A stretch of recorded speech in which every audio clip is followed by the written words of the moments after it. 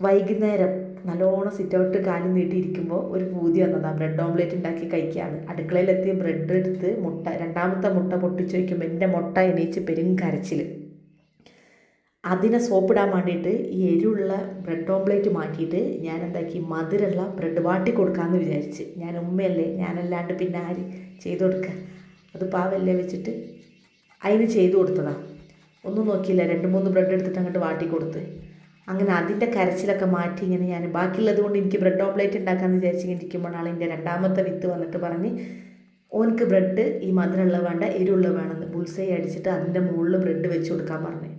ഞാൻ ഉമ്മയല്ലേ ചെയ്ത് കൊടുക്കണ്ടേ, ചെയ്ത് കൊടുത്ത്. അങ്ങനെ ബാക്കിയുള്ള മുട്ടയും കൊണ്ട് എൻ്റെ ആവശ്യം നിറവേറ്റാമെന്ന് വിചാരിച്ചിട്ട് പച്ചമുളകും ഉള്ളിയൊക്കെ അരിഞ്ഞിട്ടിട്ട് ഞാൻ ബ്രെഡ് ഓംലെറ്റ് ഉണ്ടാക്കാൻ പോവുകയാണേ.